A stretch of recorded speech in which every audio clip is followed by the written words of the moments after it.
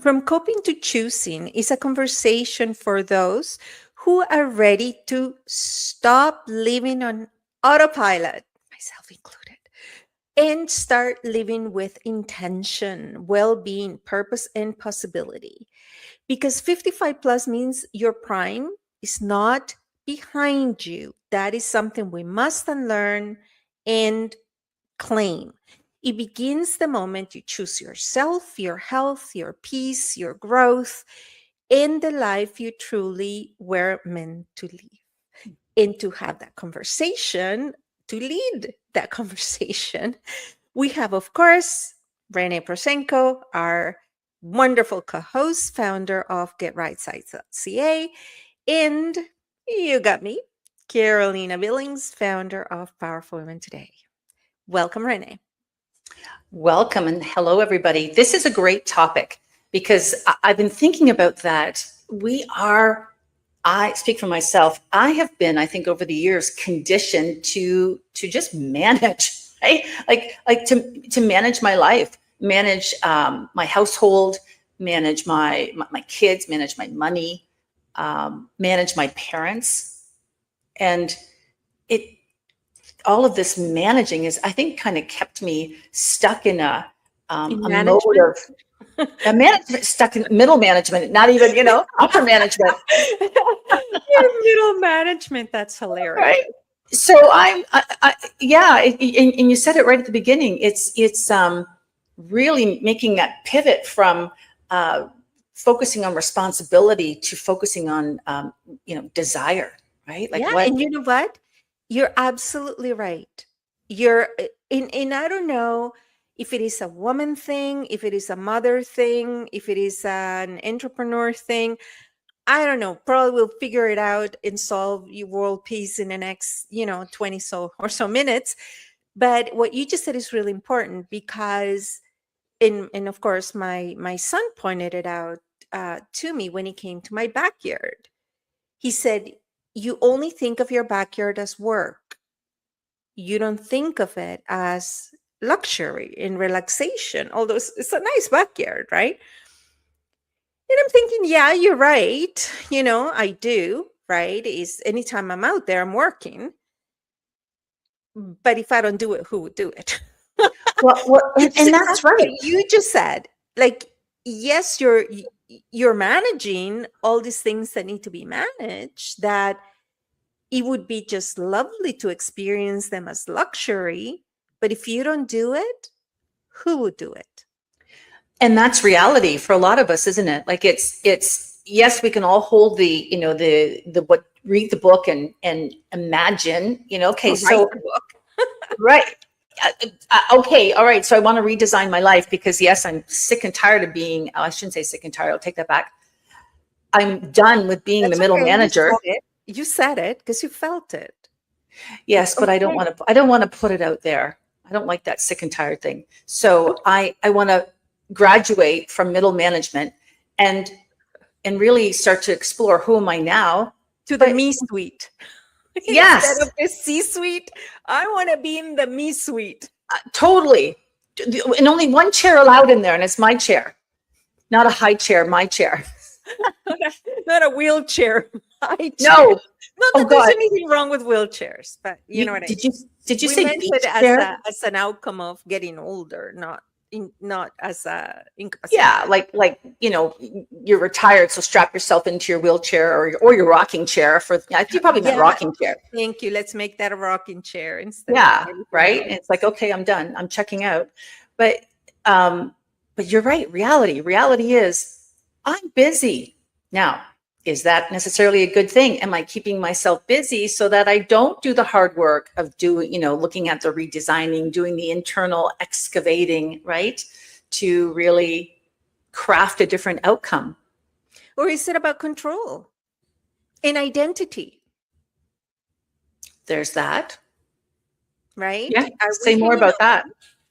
Is the other side of the coin of the duty and responsibility, which is real. Somebody's got to do it, right? All these things.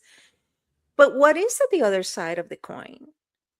Is it there's got to be a secondary gain, right? Just like with everything we do and that we hang on to, there is a secondary gain. So in our case, are we, heavy's the head that wears the crown, right? You lead, you're a very high leader of your family, and proudly so. It's a matriarchy, as well as a patriarchy. But anyways, It's more of a personality. we'll I leave think, that to another episode. yeah. But we choose to lead, right? And funny because we just had that conversation for our Leading with Faith track, and we choose to lead. But is that coping or is it choosing? Mm-hmm. Right? Yeah. Hmm. Well, it's interesting because if I want to examine who am I now and really focus on change for the second half of my life, then clearly I need to make room for that change to happen and start making some meaningful decisions. I mean, look at you, for example. You've just talked about the big yard, and yes, you could look at it from the lens of luxury, right, versus the lens of work. You know, I things love a, how you a call it the huge. big yard instead of the backyard. Or like the heavy yard. The big yard. So it comes with a big to-do list, especially now it's spring, right? And we're all doing spring tidy up of our yards.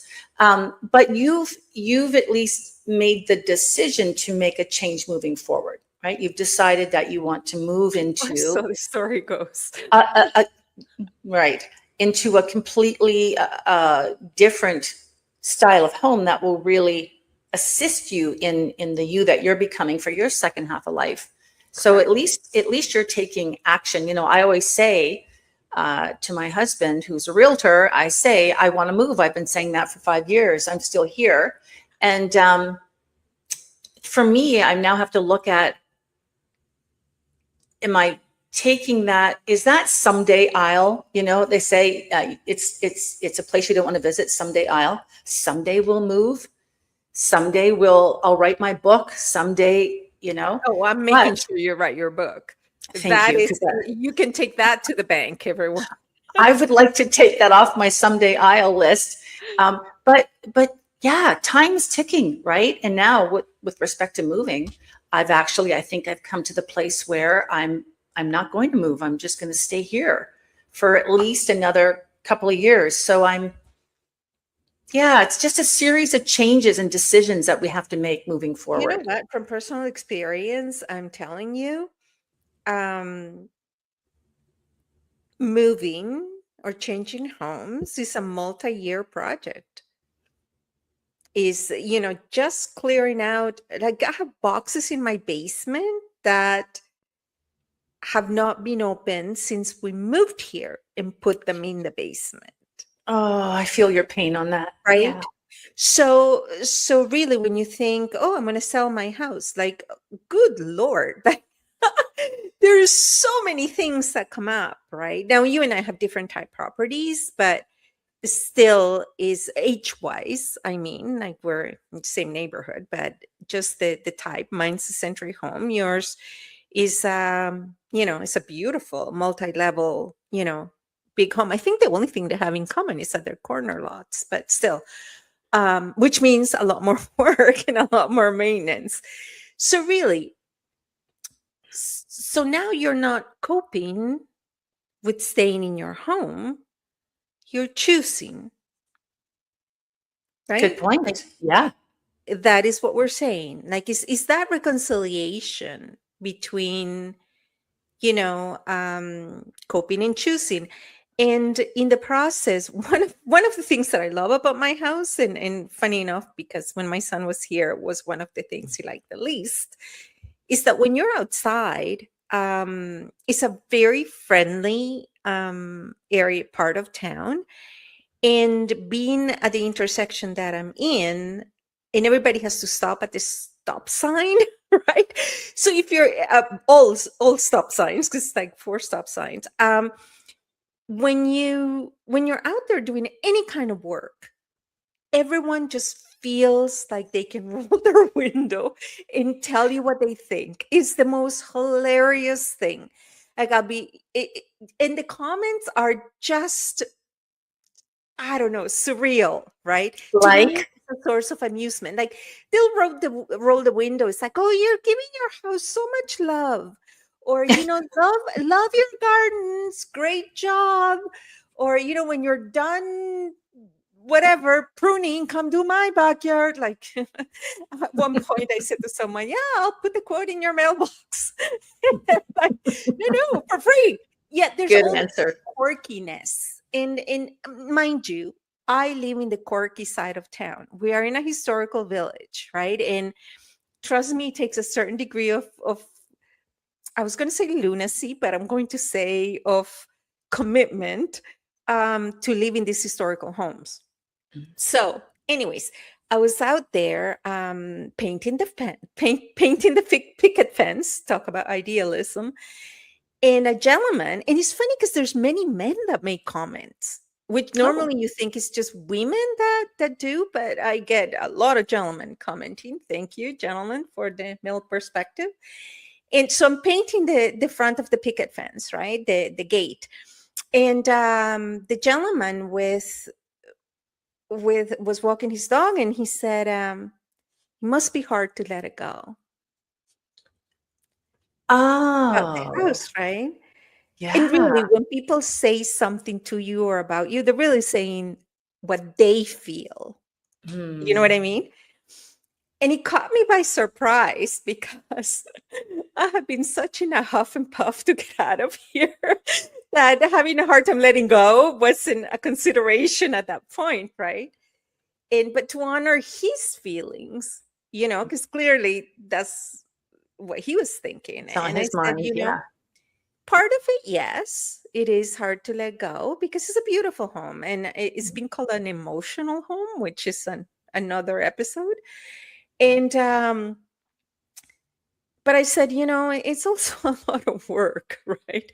And I'm here by myself, so it's either a big budget or is just a lot of work, and it's nonstop. And again, back to the coping or choosing. It's either I choose to live in such a high maintenance home, right? And shut the duck about it, or I sit and gripe. But if you're sitting and griping about it, to what end? Like, what's the benefit of that? Hmm. Hmm. Yeah, and I think it circles back to as well alignment. As we move through these different seasons of our life, are we right now? I'm still in the mode of I'm choosing to continue to garden and like my gardens. Mine aren't quite as much work as yours are, but I'm still enjoying that. But I will be moving into a season, I'm sure, where that's run its course, and You're it will be time for also me. you're also enjoying seeing the home without your kids, so you're not there as a mom. You're there as a homeowner that Yes. now gets to see your home at its potential or at its vision that you had for it without compromising it, for a bigger priority, which is your family, right? Is that a fancy way of saying my house stays clean now, as opposed to No, it it's not never just could clean. before? It's Two not boys. just clean. It's clean and um clean and really realizing the vision that you had for it. Because it's more than just cleanliness. Because I know Yes. you. I think your home would have been clean if you had 7 dwarfs in it, right? Like, as in Snow White. I'm really hitting all the, I'm insulting someone along the way. I am so sorry for it. I do not, trust me, I'm former HR. I do not mean I anything don't know. bad I by don't it. know. But the point is, it's just like, even after my son left, first I got to experience it after my divorce, right? I have a picture in my house, which I don't think you've seen. But anyways, that says happiness is um, a closet full of shoes and a room full of books. So Mm, ever since I went on my own, I have designed a home based on me and my I vision, see. right? I see. Yeah, yeah, yeah. But it wasn't until my son got his own home, which he got to realize his vision for what his home ought to be, that I have not been able to really set it up how I want to see it. And Hmm. that when where you put things is where you find them again, kind of thing, right? Imagine. We, Yes. foreign concept. But so the fact that you've given yourself a few years to stay there is really to complete that chapter in from what I see and from what I Yeah, that's definitely part of it. And it's funny when I remember, so because I live on a corner, I have two side yards. I don't have a backyard, right? I have a pool on one side of my yard, and I have vegetable gardens and grass on the other side of my house. And when my kids were small, I did not allow the pool side to become like this area of bunch of plastic colorful toys. It's like, no, that's not happening. Mom needs to go out and see, somewhat of an oasis, right? I mean, we had toys in the pool, but then they got put away after. But on the other side of the house, knock but yourself they out were in was, neutral tones yes, yes, and they blended with the backyard. lots of seashells, and yes. Yes, And yes. they got to, design their thing on the other side of the house. All that to say, you're right, but I have to say, I did having a house with two boys. I did keep some element of boundaries where I had my own zones of zen, right?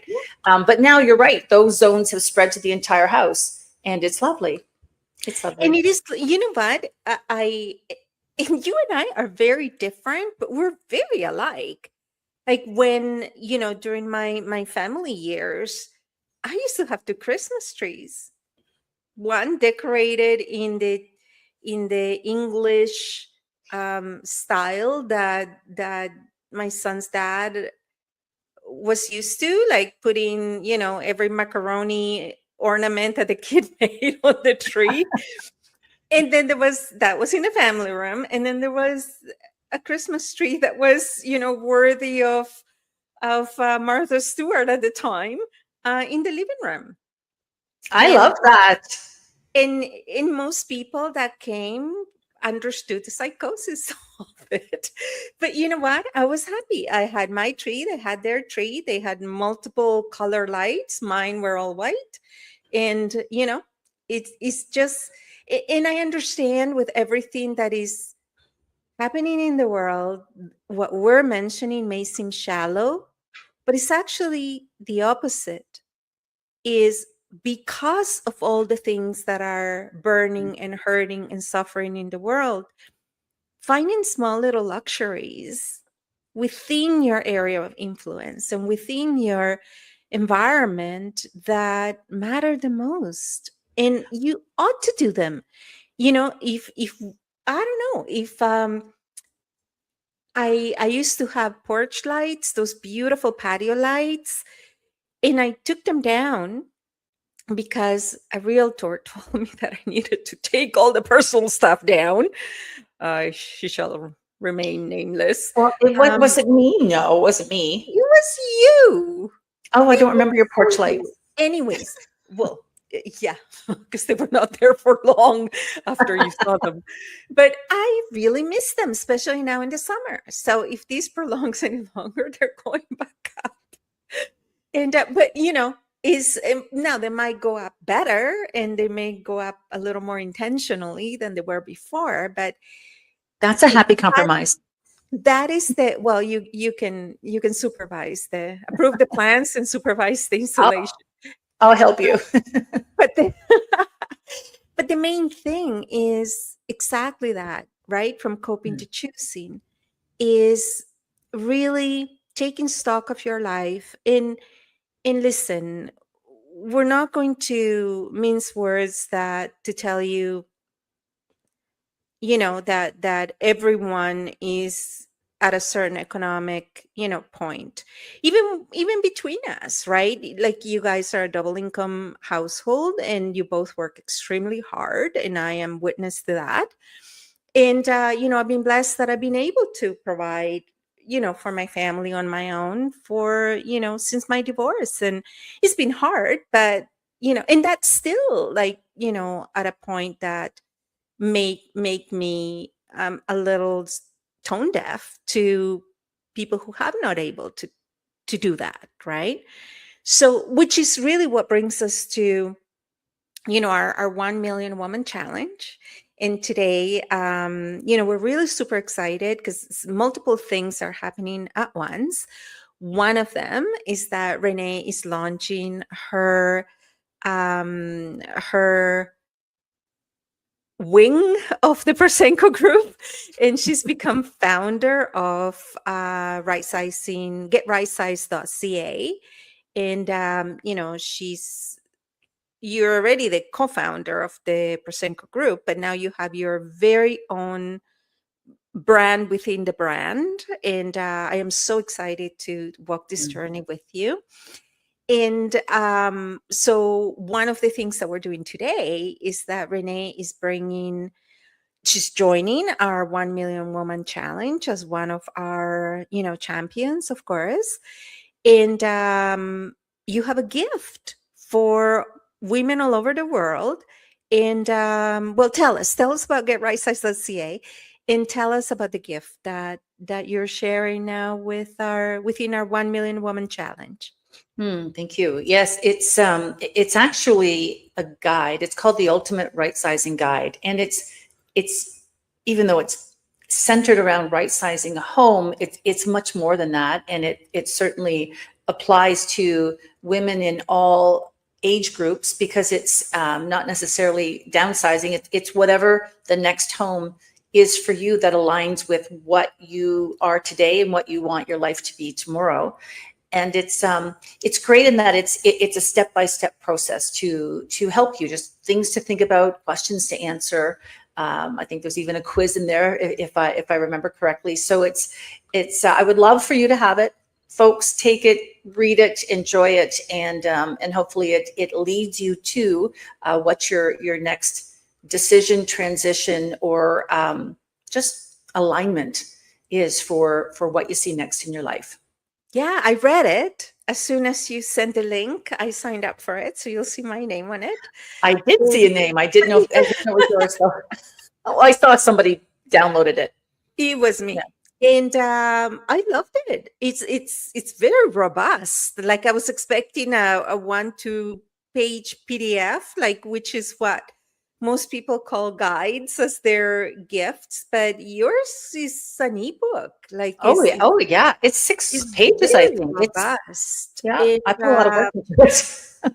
yeah, and I glanced through it, and I was certainly having aha moments as I was reading it. So, and I did not Good. have any part on that publishing. Although, when it comes to an ebook, yes, I will be there every step of the way. And that is brilliant. So tell me, when you got inspired, because the 1 million woman challenge is part of Powerful Women Today, which is one of our sister brands, and really the origin story to PWT Global and such. So it has to do with the status of women. And the reason is important, and by status we don't mean privilege. We certainly mean the economic empowerment and the emotional empowerment of women.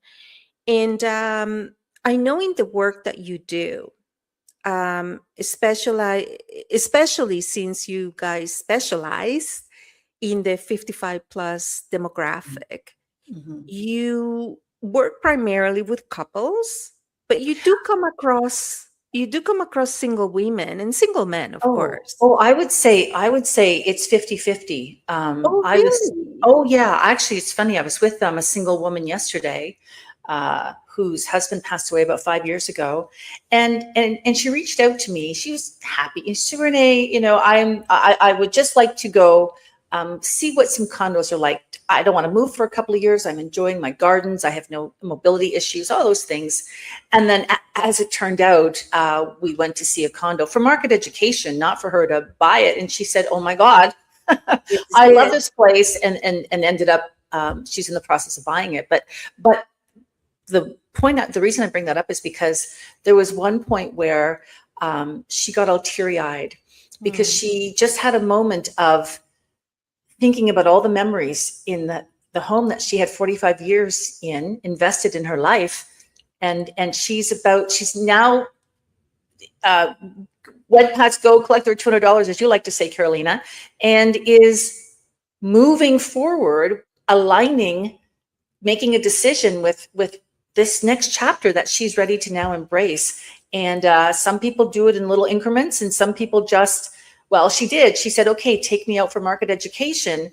And then poof, all of a Well, sudden we went from little steps to a big step. But it you know, happens sometimes with it's what I people. call the pull and the push, right? Say more about Whenever that. you're entering a new phase, or you feel change is needed, you need both, a pull and a push. That's usually, well, that's usually what makes change a lot more palatable and also longer lasting, because I know part of what may be delaying some areas of some steps, drastic steps that I need to take in order to perhaps move this property faster, is because I don't have a pool, right? Like it's not it's not like the lady that has seen, what they put, like seen it, smell, oh, I want to live here.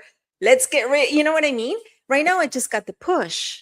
Mm, And the push is what we resist the most, mm. right? Well, we better get out and look at some condos then. So you can, I'm telling you, she saw, it Because she was the saw second. herself in a new reality. She did. She saw her grandchildren here. She saw ease.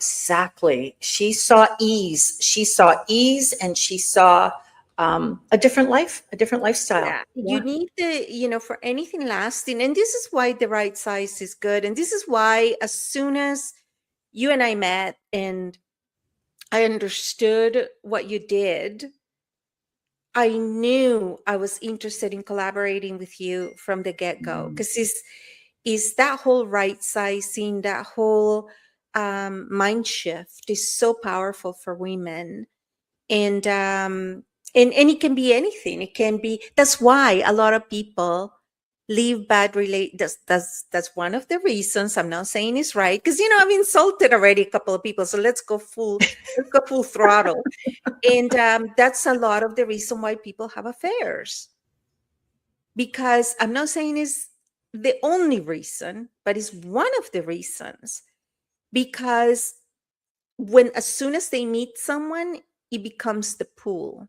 Now, if you have an affair that gives you a taste of a different relationship, which you then pursue, meaning you come clean, you end what needed ending, and then you move on. I'm not saying go cheat and lie and get into that whole business. That's not it. But that is the push and the pull. So, and you need both, right? Mm, mhm. Ideally, you have the push and the pull in the same direction.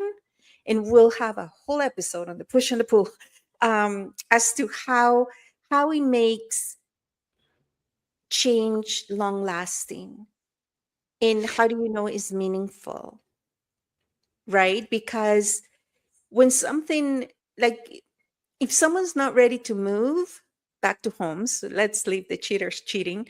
If someone is not ready to move, no amount of cold knocking, door knocking, or offers are gonna get them to move. Not if they love their home. Not if there's no push. No amount of pull will do. Yeah, that's true. That's true. Or if the pain point isn't high enough, or yeah, all of those things. Correct. Or they Yeah. may, because now they didn't realize, things. But the point is, right? In order for you to examine the the possibilities, you need to get out of the house. If you want to, I always told people when I was in human resources, if you're unhappy with your job, go look for a job. Two things are going to happen. You're either going to find Exactly. one, or you're going to be grateful for the one you got. Or you may feel That's right. trapped, but that's just going to the dark side, right? But the Yeah. point is, do something about it. Yeah, you're right. Because once you make that decision, exactly what you say, take a step forward, even if it's a baby step, like, hey, I'll go look at a condo. I don't want to buy. I'm not moving for 2 years. Um, we break free of the maintenance or the maintaining of what is and what was, right? Like we're in that But middle we're still, management, yeah, middle manage. you know, as Yes, middle opposed manage. to choosing what could be next. And we don't know until we take that little baby step. So I You really know, like you what you don't know. said. Another of my favorite ethos, that you don't know what you don't know, right? And until you give yourself the grace to explore without judgment, mainly of yourself, and without worry of what anybody else is going to think.